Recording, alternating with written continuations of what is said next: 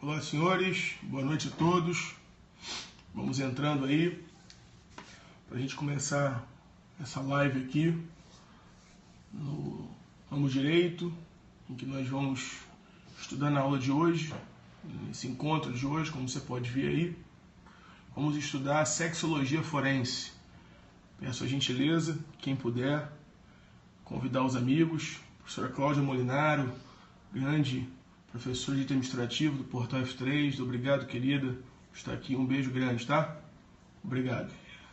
Bom, então, pedir aí, para quem puder, compartilhar essa live, para que a gente possa, né, compartilhar e levar essas informações. São informações importantes para o estudo daqueles que pretendem submeter ao concurso de delegado.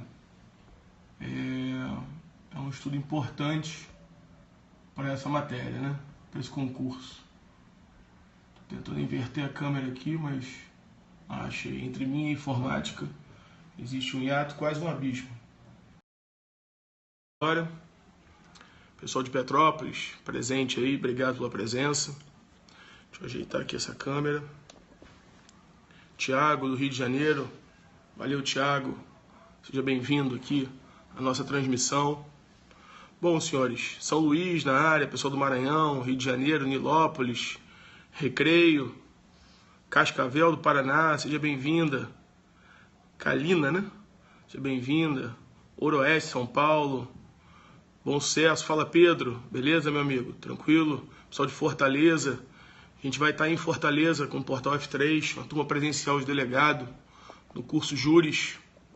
Também ministrarei aula aí de medicina legal e de administrativo. Pessoal de Olinda, Belo Horizonte, Minas Gerais. Que bacana. Pessoal do Brasil todo aí presente. Mateus, Leme, Minas Gerais, Recife. Opa, legal, bacana. Sejam todos muito bem-vindos para esse estudo hoje da sexologia forense. Quem puder, convidar os seguidores mais uma vez, quem não tiver feito ainda, para a gente poder passar isso para o maior número de pessoas. Brasil todo na área. Legal. Vamos lá, senhores. Então, sem mais delongas, vamos começar. Ora, o ponto de sexologia forense é um ponto que normalmente está presente nas provas para delegado de polícia em medicina legal. E a sexologia, o estudo da sexologia, faz com que a gente tenha de estudar alguns institutos. Prova de Delta, Mato Grosso. Se tiver um tempo, sim, eu vou falar sobre ela no final. Comentar a prova de Delta, Mato Grosso, né? No finalzinho aí, sobrando um tempo, eu vou falar alguma coisa assim sobre a prova. Bom, então olha só, repare. Na sexologia forense, alguns pontos são fundamentais no estudo desse tema. Então nós vamos ter que estudar a gravidez, vamos ter que estudar o parto, o puerpério, ou seja, as etapas do parto, quando é que se inicia o parto. Então, dentro da sexologia, esses temas são temas bem relevantes. O estudo dos crimes que podem ser cometidos quando a mulher está grávida, ou seja, os crimes de aborto. Depois de iniciada a gravidez, a gente sabe que já não pode mais ser cometido o crime de aborto. Então, o crime só poderia ser o de homicídio ou de infanticídio. Então, esses momentos, eles precisam ser pontuados para que o candidato possa acertar questões que eventualmente apareçam e que dependa desses institutos para serem comentadas. Então, olha só, o que a gente vai fazer? A gente vai pegar alguns institutos, como parto, puerpério, o início da gravidez, o final da gravidez, a fecundação, o início da fecundação, em que momento ela acontece. Vamos pegar todos esses institutos, vamos estudar e pontuar com as tipificações penais possíveis a partir desses institutos da medicina legal, lá da sexologia forense. Tudo começa, então, um marco zero aqui que eu queria propor para iniciar o estudo é justamente a gravidez. A gravidez é um estado que vai acometer a mulher. E essa gravidez, como é que ela se dá? Ela se dá a partir de um encontro do gameta sexual feminino, que é o óvulo, com o gameta sexual masculino, que é o espermatozoide. Esse encontro, que é chamado tecnicamente de fecundação, ele ocorre no terço médio superior da trompa uterina. Então, se a gente pensar no aparelho reprodutor feminino, você vai ter a vagina, o canal vaginal.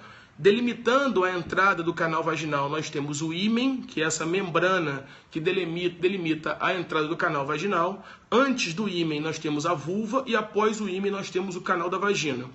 Seguindo adiante, no final do canal da vagina se inicia o útero, ou seja, a entrada do útero, o colo do útero, é também uma marca importante, que a gente vai ver um pouco mais à frente, mas o útero é a matriz da mulher, é onde a criança, melhor, aonde o concepto vai ser implantado e vai ser desenvolvido ali. Ou seja, o período gestacional, todo ele se dá dentro da matriz, que é o útero. Então, você tem o canal vaginal, o colo do útero, o útero. E você tem duas trompas ligando o útero aos ovários. E os ovários é a parte do aparelho reprodutor feminino no qual o gameta celular, o gameta sexual feminino é produzido, que são os óvulos. Então, desde o momento que a mulher passa a estar fértil até o final desse período em que ela já não mais é fértil, porque ela não mais produz essas células reprodutoras femininas, que é o óvulo, que vai se transformar depois em ovócito secundário, né? Num processo de formação e desenvolvimento desse gameta sexual feminino. Ou seja, esse gameta sexual feminino, é o ovócito secundário, ele é expulso pelo ovário e é capturado pela trompa uterina. Então eu vou aqui inverter a câmera, até para mostrar essa imagem, né, que fica mais fácil. Então note o seguinte, você está vendo aqui, ó, o aparelho reprodutor feminino. Então aqui você tem a entrada do canal vaginal, aqui você tem a vagina, você tem aqui o colo do útero e aqui você tem o útero. Repare que o útero está ligado ao ovário, ou seja, por uma trompa, que é a trompa uterina. Dentro do ovário, aqui dentro do ovário da mulher, um de cada lado, 2 ovários, são produzidos as células reprodutoras femininas, os gametas reprodutores femininos, que é o óvulo. Então, o óvulo ele é expulso do ovário, é capturado pela trompa e o óvulo começa a subir, fazer esse percurso aqui pela trompa. Até que quando chega aqui no terço médio superior do ovário, o espermatozoide, que foi ejaculado aqui dentro do canal vaginal, ele vai subir até o útero e vai fecundar o ovócito secundário aqui, nessa parte superior da trompa uterina, ocorrendo então a fecundação. Deixa eu inverter aqui. Tendo ocorrido a fecundação, a pergunta é, e uma primeira pergunta já poderia surgir aqui, a gravidez já se iniciou? Ou seja, eu já poderia falar que com a fecundação eu já tenho ali o ovo ou zigoto. Eu já teria a proteção de direitos daquele feto nascente, e vale aqui uma nota, né? A diferença de ovo ou zigoto para feto. Na verdade, o produto da concepção, que é a união do gameta sexual feminino, que é o ovócito secundário, com o gameta sexual masculino, que é o espermatozoide, essa fusão chama-se ovo ou zigoto. Enquanto ele não adquire ainda os traços da espécie a qual ele pertence, ele se chama ovo ou zigoto. A partir do momento que ele passa a apresentar as características dos traços da espécie ao qual ele pertence, ele deixa de chamar ovo ou zigoto, passa a se chamar feto. Então, senhores, a pergunta é a seguinte: a partir da fecundação, em que eu já tenho o ovo ou zigoto, a gravidez já se iniciou? Já posso falar em vida? Se eu matar o produto da concepção, que é o ovo ou zigoto, eu já respondo pelo crime de aborto? Ora, aqui duas teorias vão disputar o início da vida. A teoria concepcionalista, e a teoria concepcionalista ela vai dizer que a vida já se inicia com a concepção. Então, por essa teoria, se eu matasse o concepto nesse momento, eu já responderia pelos crimes de aborto.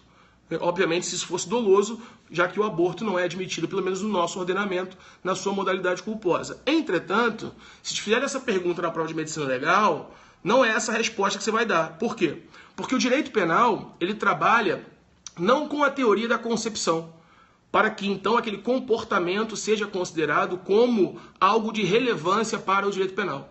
O direito penal trabalha com a teoria da nidação. Ou seja, o que é a nidação? É o acoplamento do produto da concepção, o ovo ou zigoto, no útero materno, ou seja, na matriz, numa das camadas da matriz que é o endométrio. Então o endométrio ele é preparado para receber o produto da concepção, que é justamente o ovo ou zigoto.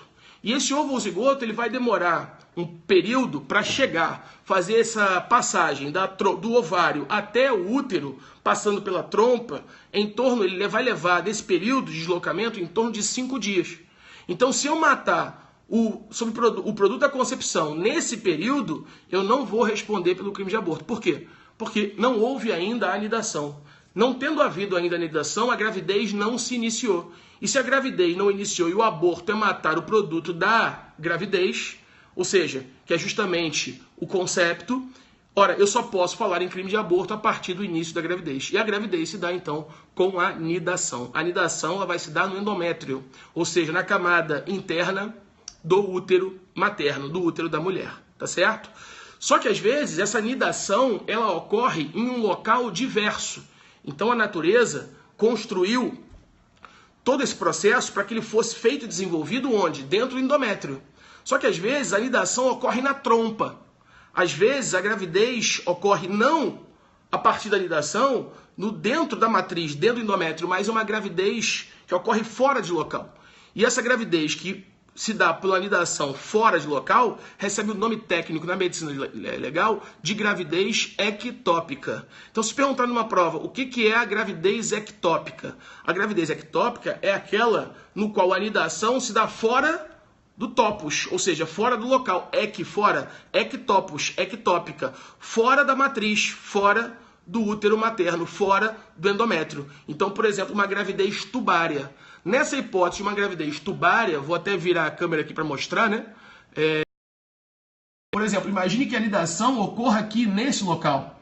Ou seja, então, o produto da concepção, o ovo ou zigoto, ele vem pela trompa, demora 5 dias em torno dele para chegar aqui ao endométrio, mas só que em vez de nidar aqui no endométrio, na camada interna do útero, ele nida aqui, ó, na trompa. Ora, essa gravidez é a chamada gravidez tubária. Vou mostrar aqui, olha, gravidez tubária, tá aí, ó, gravidez ectópica, fora do local. Nessa hipótese, senhores, qual é a situação que se apresenta juridicamente falando? Eu já vou ter crime de aborto, porque já houve o início da gravidez com a nidação. Agora, esse crime de aborto é um crime de aborto, ou melhor, desculpe, esse aborto, essa manobra médica, que não é verdade, não é crime, ela é permitida pelo ordenamento jurídico, né? É o artigo 128, inciso 1º do Código Penal. É o aborto consentido, é o chamado aborto necessário. Ou seja, em que a mulher vai estar autorizada pelo médico, ela, o médico, estarão autorizados pelo ordenamento jurídico a cessar essa gravidez, sob pena de se perder a vida daquela gestante. André, então poderíamos falar que está valorando com uma importância maior a vida da mãe do que a vida intrauterina do concepto? Não se trata disso, senhores. Não se trata de valoração de bens jurídicos aqui, de qual vida vale mais, se é a vida intrauterina do concepto ou se é a vida da mãe. O que está se valorando aqui é, ou eu vou sacrificar uma vida intrauterina para preservar a vida da mãe, ou eu vou perder as duas vidas. Porque aquela gravidez ectópica, tubária, ela não tem condições de prosseguir. Ou seja, haverá em algum momento um aborto, ainda que espontâneo. Contudo, nesse momento em que, se o médico esperar o aborto espontâneo, pode ser que não dê tempo mais de salvar a vida da gestante. Então, não se trata aqui de ponderação, não se trata aqui de escolha de qual é a vida que vale mais. Na verdade, é uma manobra em que se está diante de um estado de necessidade. Está-se diante de um estado de necessidade. Então, a autorização legal ali passa por essa valoração jurídica do estado de necessidade. O aborto necessário, artigo 128, inciso 1º do Código Penal. Tá certo? Muito bem. Bom, então a gravidez começou. Aborto terapêutico, exatamente, Pedro, isso aí. A gravidez começou. Ora, aquela gravidez começou e então aquele feto ele vai se desenvolver. Só que aí a pergunta é, quais são os tipos penais que podem incidir neste momento? Quais são os tipos penais que podem estar presentes que a mulher ou terceiros podem praticar nesse caso, durante a gravidez? Durante a gravidez, senhores, só pode ser cometido o crime de aborto. Só pode ser cometido o crime de aborto. E, obviamente, lembra que o aborto não tem modalidade culposa. Vale lembrar aqui também um outro detalhe importante, né? Ligado ao tempo do crime. Imagine, então, que a mulher comece a fazer manobras abortivas, ela não querendo aquela gravidez, não querendo ter aquele filho, ela então pega um cabide, estica esse cabide de ferro e introduz no seu canal vaginal, querendo matar o concepto. Dá-se à luz a um feto vivo, ou seja, a uma criança, a um nativivo. A criança nasceu viva, porque na verdade já estava em idade avançada gestacional. aquela criança já tinha mais de 6 meses aquele feto já tinha mais de 6 meses de gestação, tinha já condições de ter vida extrauterina, e aí a mulher é levada para um pronto-socorro e é feito um parto. Dá-se à luz uma criança viva. Nesse momento, qual será o tipo penal que incidirá neste caso? Ou seja, tentativa de aborto seria essa? Qual seria o crime? E aí a criança morre, agora já criança, né? A criança morre 3 dias depois numa UTI neonatal. A manobra abortiva foi feita com a criança ainda dentro do útero. Ela dá à luz a uma criança, dá à luz a um feto nascente, que aí se torna criança, que é internado em virtude das complicações das lesões que sofreu intrauterinamente.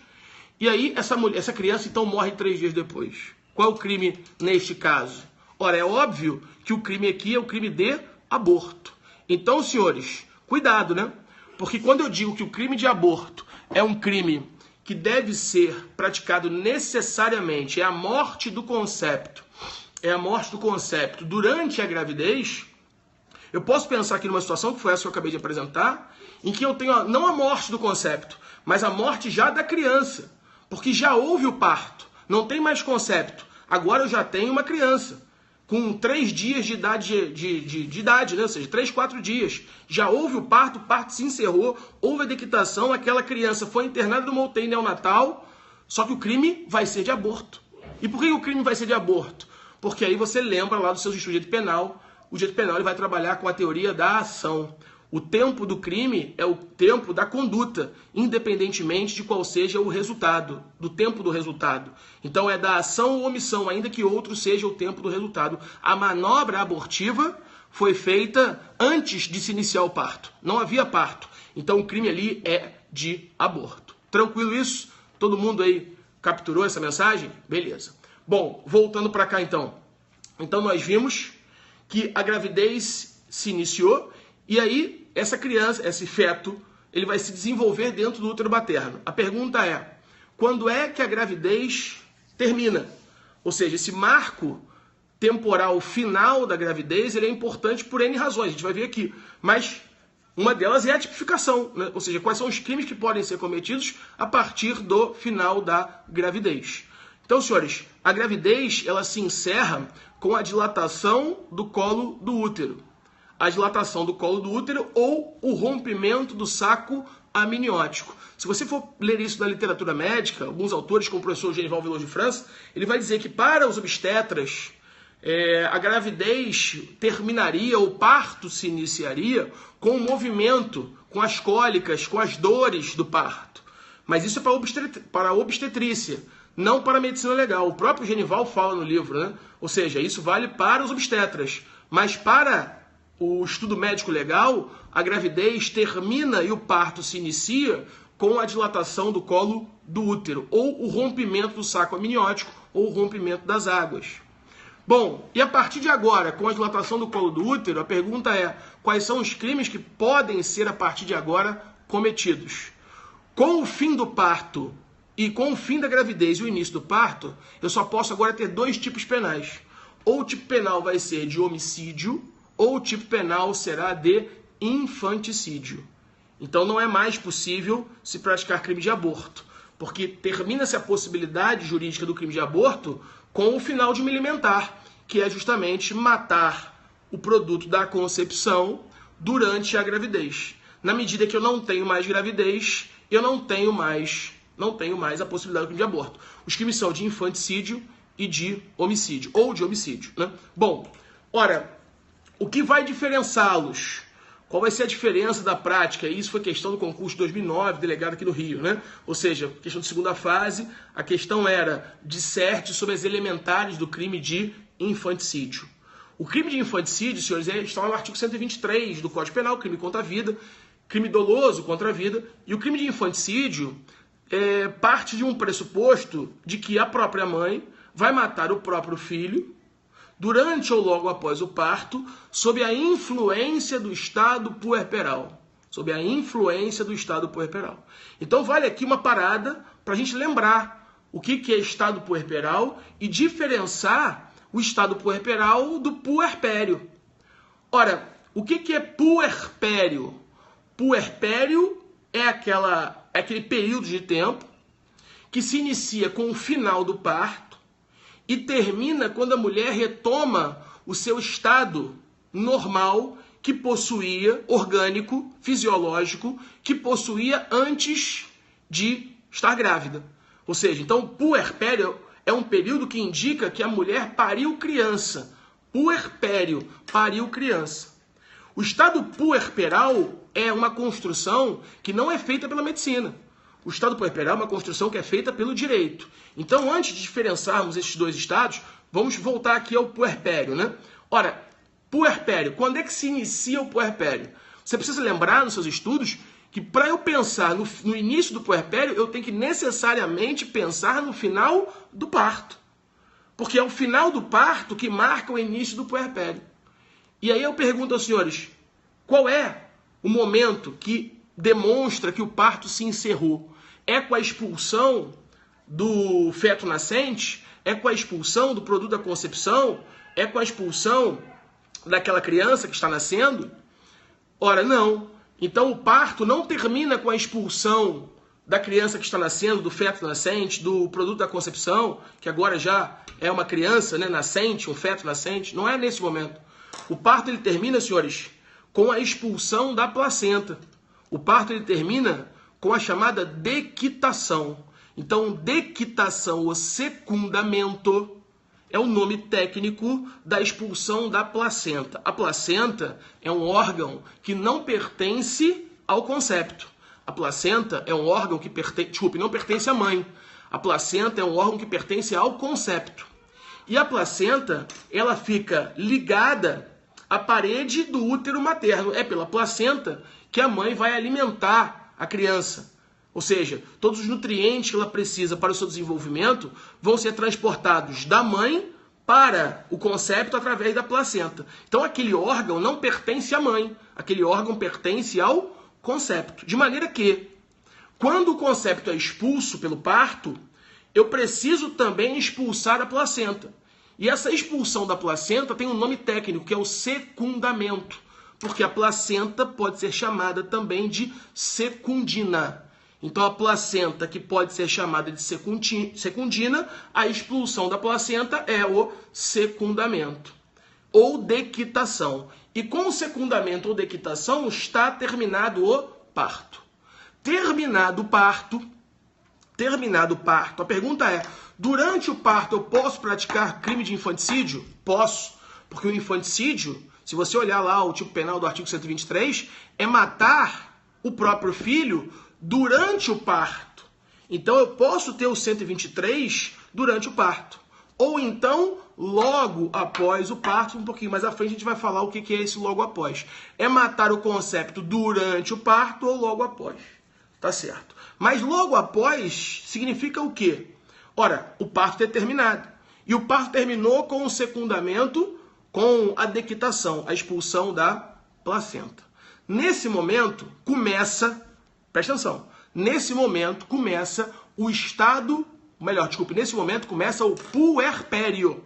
Nesse momento começa o puerpério. Não há puerpério durante o parto. Não há puerpério durante o parto. O puerpério, ele é depois do parto, ou seja, terminou o parto, começa o puerpério, que vulgarmente é chamado de resguardo, de quarentena, ou seja, esse período puerpério que todas as mães no mundo passaram por ele, se não morreram durante o parto. As mães que não morreram durante o parto passaram, ainda que brevemente, pelo puerpério. Ah, morreram 10 dias depois do puerpério. Tudo bem, mas passaram pelo puerpério. As mães que não morreram durante o parto passaram pelo puerpério. Todas. Ora, porque o puerpério é o período que se inicia após o parto. E termina quando o puerpério? Termina quando a mulher retoma as suas funções fisiológicas normais que ela apresentava antes do parto. Então, quando ela volta a ovular, ou seja, porque a ovulação é interrompida por esse estado gravídico, quando ela retoma, em virtude da ação dos hormônios que vão estimular a ovulação, quando ela retoma essa ovulação, terminou o puerpério. Então, o puerpério ele vai do fim do parto até a retomada do estado normal que a mulher, fisiologicamente falando, apresentava antes do início da gravidez, antes da fecundação. Porque já na fecundação há fenômenos gravídicos hormonais que interrompem, fazem com que a ovulação seja interrompida. Então, deste momento até a retomada, esse período se chama puerpério. Esse período, senhores, nada tem a ver com direito penal. Esse período nada tem a ver com crime de infanticídio. Então, se você diz numa prova de medicina legal que o crime de infanticídio é a mulher que mata o próprio filho durante o puerpério, você vai ganhar 0. Porque isso não é o crime de infanticídio. Até porque, no crime de infanticídio, eu posso matar o concepto antes do puerpério. Basta que eu mate o concepto durante o parto, sob a influência de um estado criado pela doutrina penalista, que é o chamado estado puerperal. Estado puerperal. Então, puerpério, a minha mãe passou pelo puerpério, eu estou aqui vivo. A mãe de vocês passou pelo puerpério, vocês estão aí assistindo. E nem por isso nossas mães nos mataram. E se submeteram ao puerpério. Tranquilo? Então, não confunda puerpério com estado puerperal. Ora, para a gente entender a própria lógica do estado puerperal, a gente tem que lembrar que o crime de infanticídio nem sempre possuiu as mesmas elementares que ele possui hoje em dia, já, quer dizer, há muito tempo, mas desde a reforma do Código, né? Ou seja, esse não era o crime de infanticídio conhecido pelo direito penal. Então, o Código Penal, note, de 1830, ele previa o crime de infanticídio com outras elementares, diferentes daquelas que nós conhecemos hoje, lá no artigo 23. Quais eram as elementares do crime de infanticídio lá no Código Penal de 1830? Ora, significava a mãe que matava o próprio filho até 7 dias depois do parto para ocultar desonra própria. Então, esse era o crime de infanticídio no Código Penal de 1830. Matar o próprio filho logo após o parto, ou seja, num período de até 7 dias após o parto, para ocultar desonra própria. Só que com a evolução da sociedade, né, começa a ficar difícil você explicar determinados conceitos.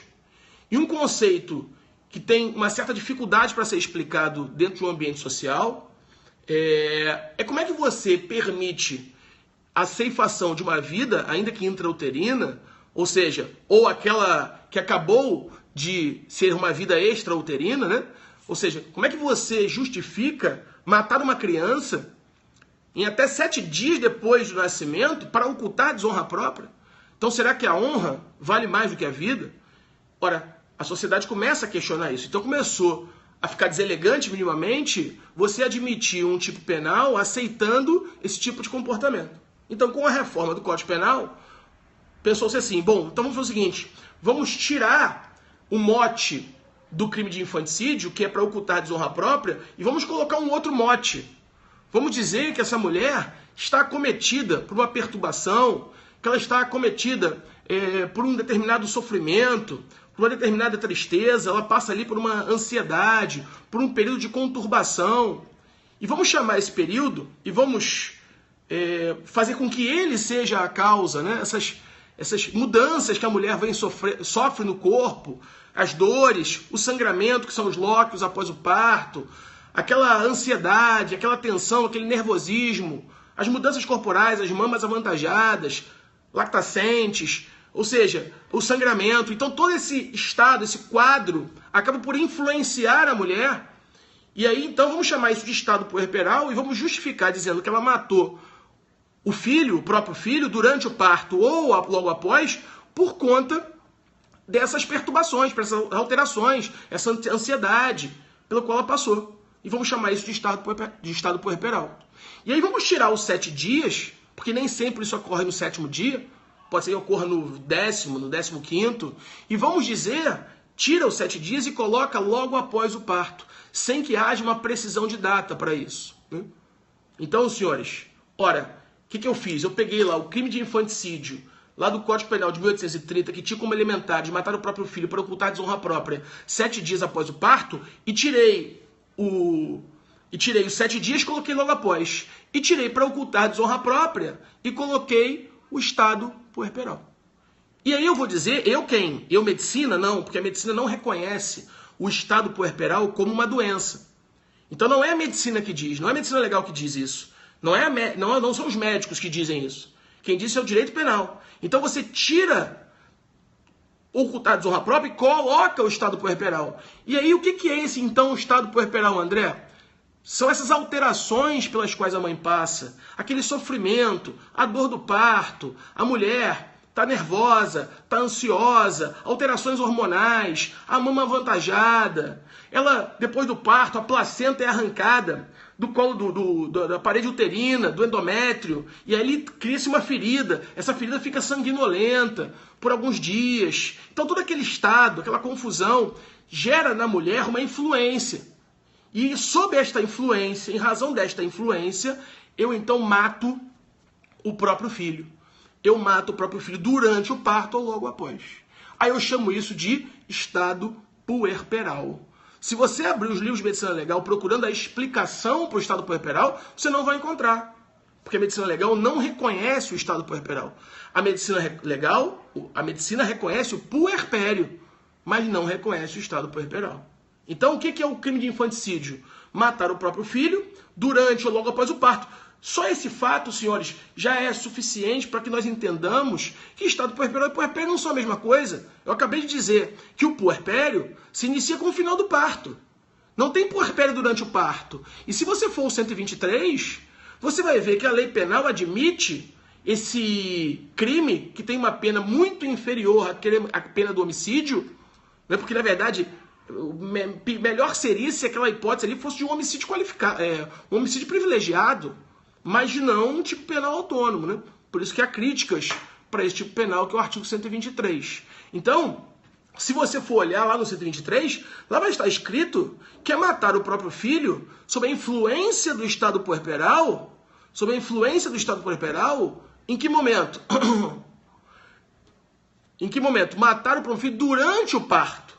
Ou seja, durante o parto, eu mato o próprio filho. Sob a influência do estado puerperal, só que não tem puerpério durante o parto. Isso já é o suficiente para você diferenciar puerpério de estado puerperal, sabendo que a medicina legal não reconhece o estado puerperal, ela só reconhece o puerpério. Tá certo? Tranquilo isso? Então, matamos essa questão aí do infanticídio. Uma outra questão que a gente poderia lembrar aqui é justamente a questão, quando se fala em puerpério, melhor, quando se fala no crime de infanticídio, ou seja, o crime de infanticídio, ele é marcado, e isso é importante, né? O 123 fala, né, sobre a influência do estado puerperal.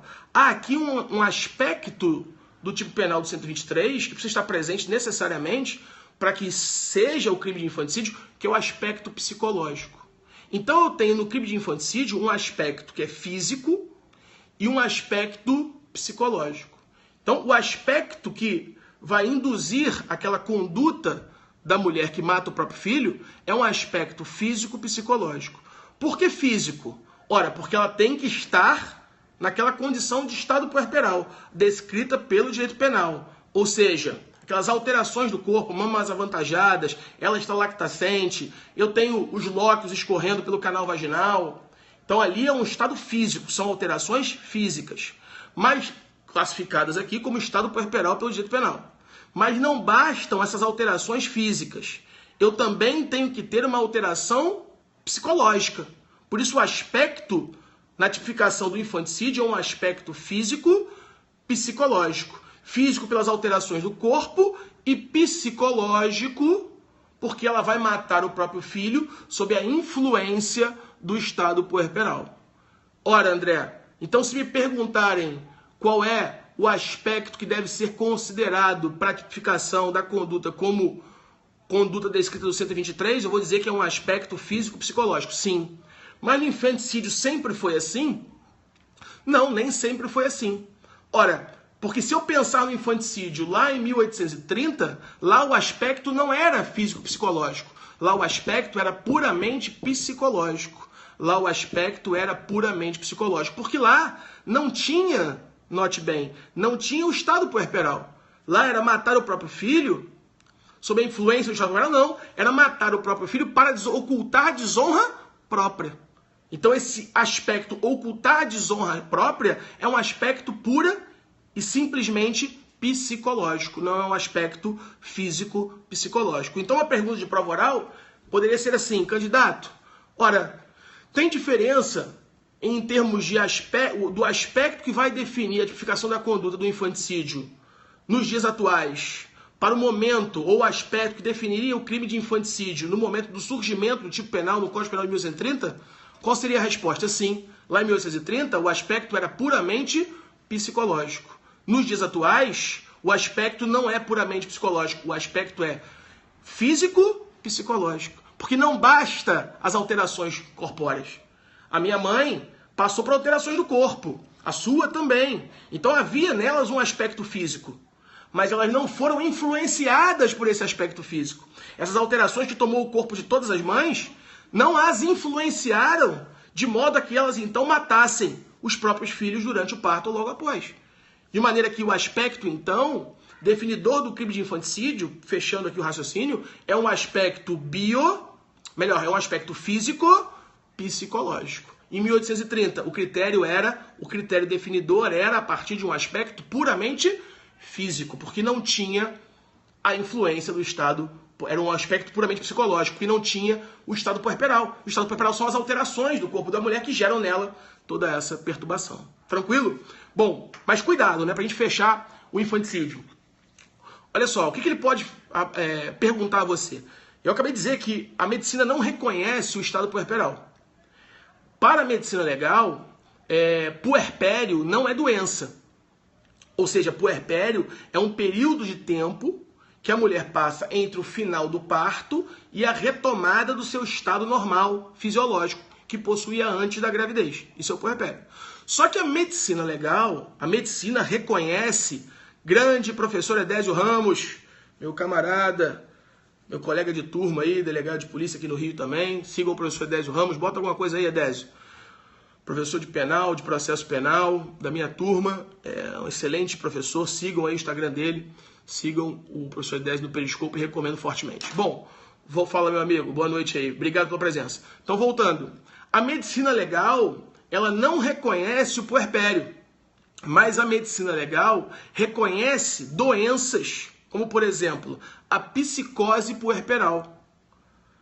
A medicina legal não reconhece o puerpério como doença, mas a psicose puerperal, a medicina legal reconhece. E aí imagine que uma questão de prova venha dizendo que a mulher matou o seu próprio filho acometida por uma psicose puerperal. Ou seja, a mulher tem uma perturbação da saúde mental. A mulher tem uma psicose puerperal, psicose, neurose.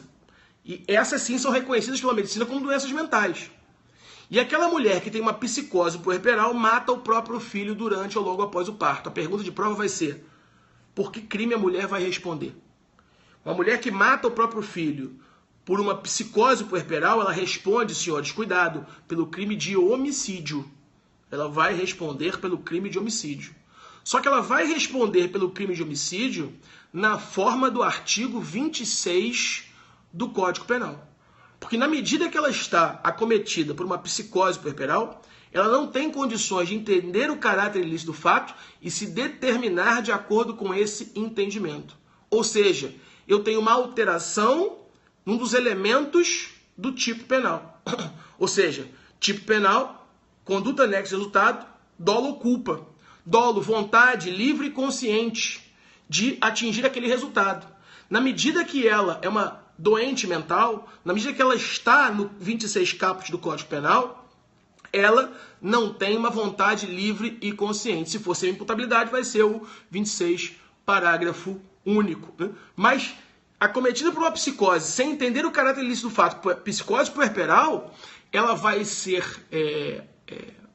processada e condenada ou não pelo crime de homicídio. E, obviamente, se a partir de perícias psiquiátricas que vão ser feitas durante a instrução criminal, restar comprovado que no momento da ação ou omissão ela era incapaz de entender o caráter ilícito do fato e determinar de acordo com esse entendimento, o juiz vai absolvê-la.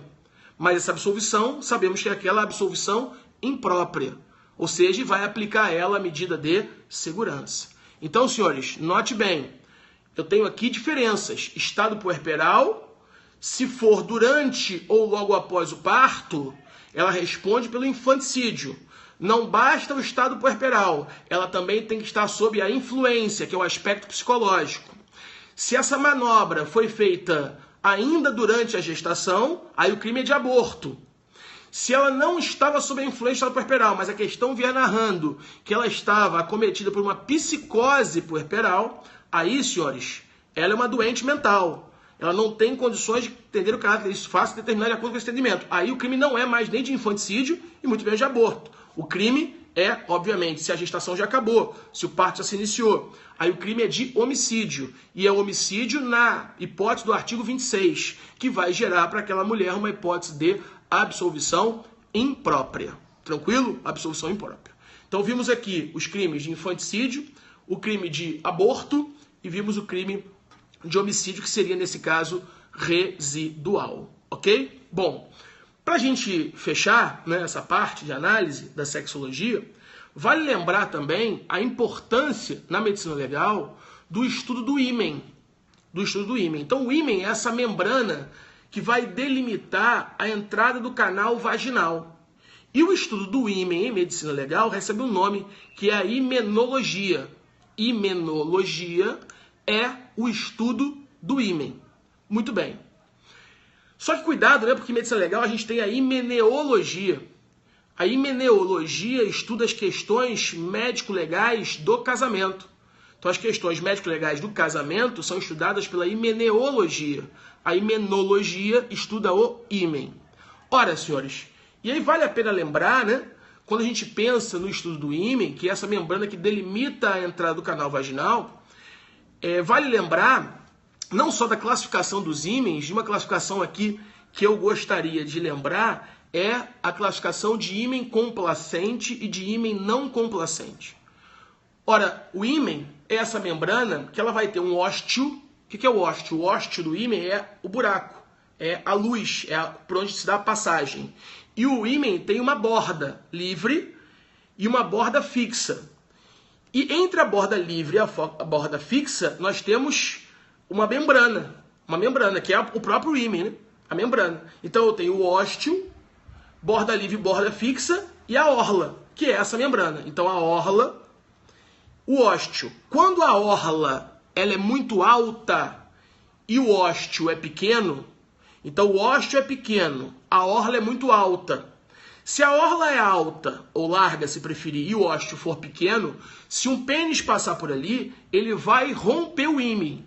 Ele vai gerar o que tecnicamente se chamam de roturas do ímen. Então as roturas do ímen, como a gente sabe, serão um sinal de certeza de conjunção carnal. Agora, nem todo ímen tem uma orla larga, alta, e um ósteo pequeno. Existem ímens que o ósteo é largo e a orla é pequena. Como é que é o nome técnico dos ímens cuja orla seja pequena e o ósteo seja largo? São os ímens chamados de ímens complacentes. E aí numa prova de delegado, ele poderia perguntar assim, numa prova oral: candidato, numa paciente com ímen complacente, como é que se faria exame de certeza de conjunção carnal? Então olha a prova, olha a pergunta de prova oral. Candidato, imagine uma paciente com ímen complacente. Ora, o que é o ímen complacente? É o ímen cujo ósteo é largo e a orla é estreita. Se a orla é estreita e o ósteo é largo, aquele ímen não vai oferecer resistência à passagem do pênis. Então, se um pênis passar por ali, e qual é a importância de saber se o pênis passou por ali ou não? Saber se houve conjunção carnal. Conjunção carnal é penetração do pênis na vagina. Ah, André, somente conjunção carnal identifica o crime de estupro? Hoje sabemos que não, né, senhores? Porque com a reforma de 2009, lei 2015-2009, houve uma continuidade normativa típica entre os tipos penais 213 e 214. O 214 previa lá o atentado violento ao pudor, que era qualquer ato libidinoso diverso da condição carnal. Esse tipo penal foi revogado, só que esta conduta foi transportada para o tipo do 213. Ora, o que aconteceu ali? Uma continuidade normativa típica. Não houve, obviamente, abolício crimes. Continuidade normativa típica é o nome técnico desse fenômeno jurídico que aconteceu. Então, o crime de aborto, a partir de então, passou a ser conjunção carnal ou ato libidinoso diverso. Tudo bem. Mas para eu provar pericialmente a conjunção carnal, uma das formas é o ímen roto. Então, se eu tenho uma rotura no ímen, isso é prova de certeza de conjunção carnal. Mas, André, a mulher fez uma manobra de masturbação e ela rompeu o próprio ímen. Não teve conjunção carnal alguma porque não tinha pênis. E ela estava acusando, então, um camarada que ela queria, de alguma maneira, prejudicar. Senhores, eu sei que isso é possível. Em medicina legal, a gente sabe que as certezas, na verdade, são grandes probabilidades.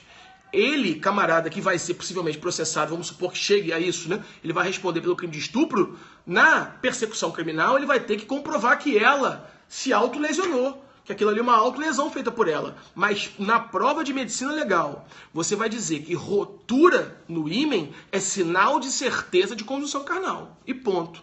Só que a pergunta que o examinador te fez na prova oral foi, na verdade, de um ímen complacente.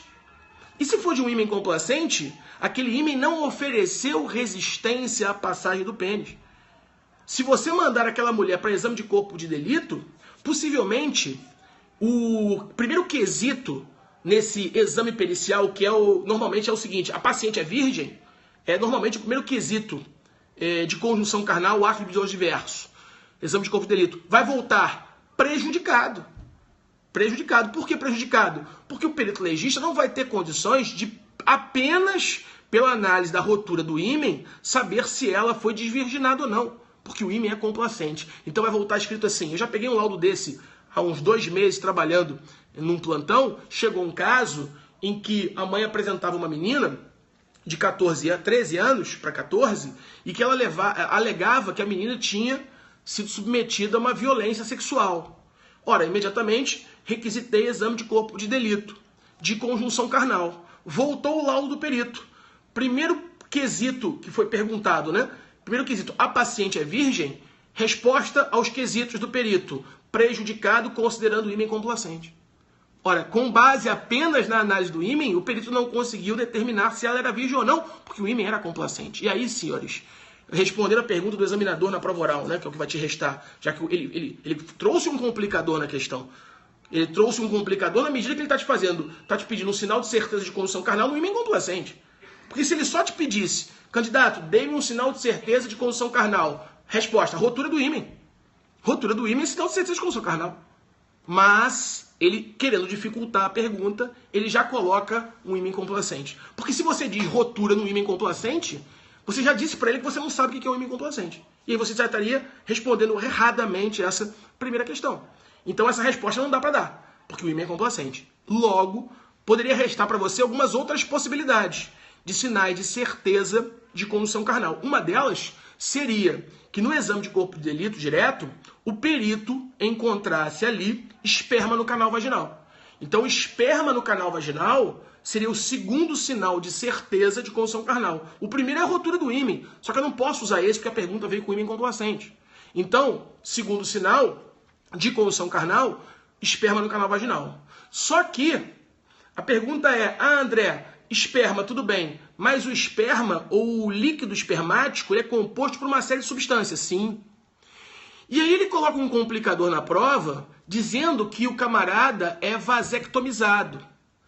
Se ele é vasectomizado, o esperma dele, que é o líquido, não tem espermatozoide. Se não tem espermatozoide porque ele fez vasectomia, não adianta você colocar na resposta que o encontro de espermatozoide no canal vaginal, que é o gameta sexual feminino, reprodutor feminino, que é o espermatozoide, você não adianta colocar isso porque vai estar errado, né? Porque ele é vasectomizado. Então, naquele esperma, eu não vou procurar espermatozoide, mas eu vou procurar outros produtos, outras substâncias que estão no líquido espermático que não o espermatozoide, já que ele é vasectomizado. Então, por exemplo, eu vou procurar fosfatase ácida no canal vaginal acima de 300 unidades de medida. Fosfatase ácida é um produto, é uma substância que está no líquido espermático. Só que quando você disser isso para o examinador, fosfatase ácida no canal vaginal, você tem que dizer que é acima de 300 unidades de medida, porque a mulher, as secreções vaginais da mulher também contemplam fosfatase ácida. Então, se você disser na prova só fosfatase ácida no canal vaginal, você corre o risco de um examinador mais criterioso te dar 0. Então, fosfatase ácida no canal vaginal é sinal de certeza de construção carnal, mas diga acima de 300 unidades de medida, porque a mulher também produz. Se você não quiser dizer fosfatase ácida, você pode dizer PSA no canal vaginal. PSA no canal vaginal é uma substância que também está no esperma e só é produzida pelo homem.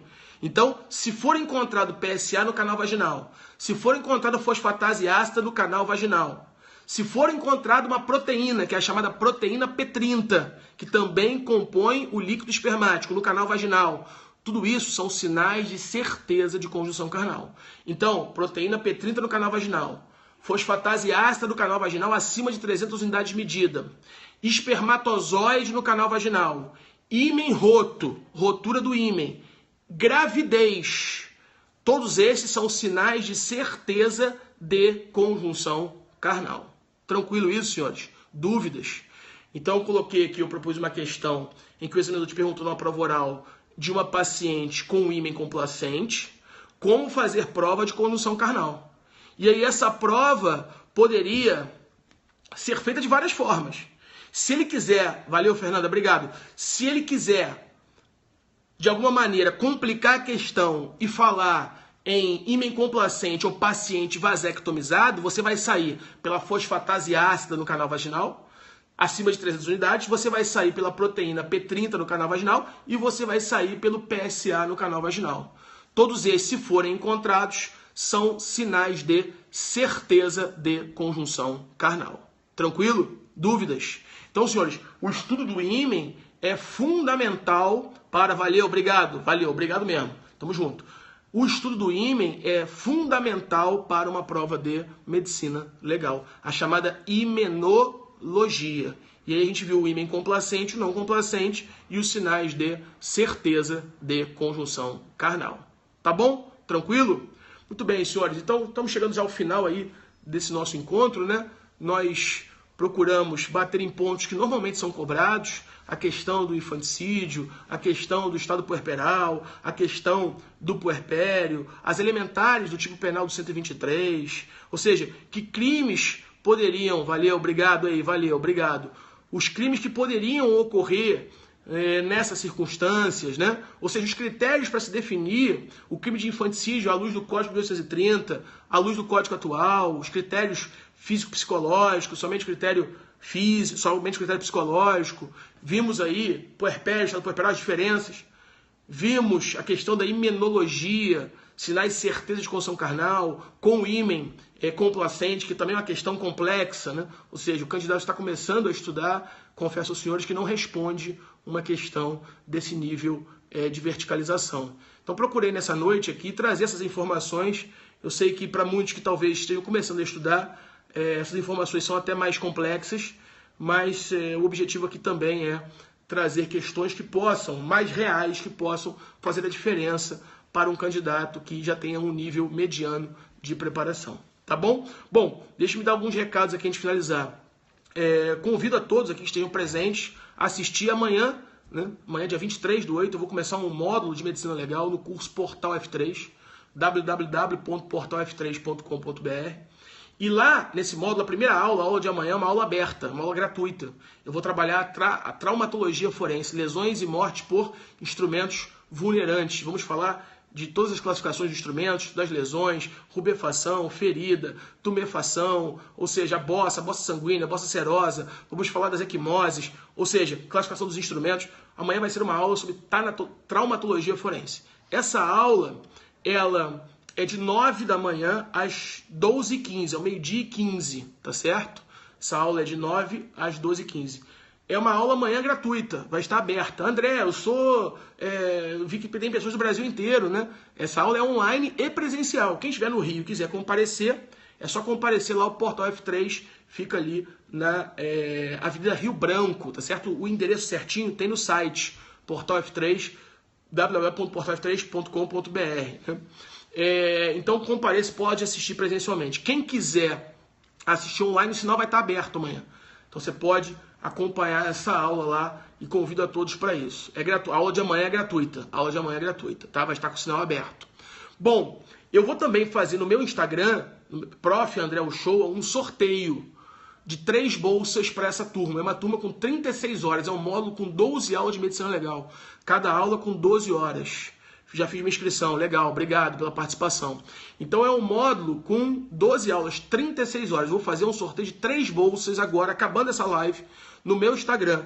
Lá vão estar as regras do sorteio, tá? Entre lá no meu Instagram, Prof. André Uchoa, e veja lá as regras do sorteio. Vou sortear 3 bolsas de 100% para essa turma. Semana passada, no domingo, melhor dizendo, né, a gente sorteou 3 bolsas. 3 alunos foram contemplados. De repente, numa dessa, você também pode ser. Então, lá no meu Instagram, convido a todos para participarem do sorteio e para participar da aula de amanhã. Tá ok, senhores? De toda sorte, agradeço aí a atenção, a companhia e a participação daqueles que o fizeram, tá certo? Obrigado aí. Joel, valeu, grande professor, sou aluno do portal, obrigado, Joel, valeu. Eu farei outras lives dessa, né, ao longo das semanas que virão, aqui pelo site do Amo Direito, pelo meu Instagram, pelo meu Facebook, pelo meu Periscope, tá certo? Me sigam lá também no Periscope, Prof. André Uchoa, e nos encontraremos aí para continuar o estudo da medicina legal. Qualquer dúvida, pode mandar um e-mail, pode mandar um inbox no Periscope não, no Instagram, que estarei à disposição, tá bom?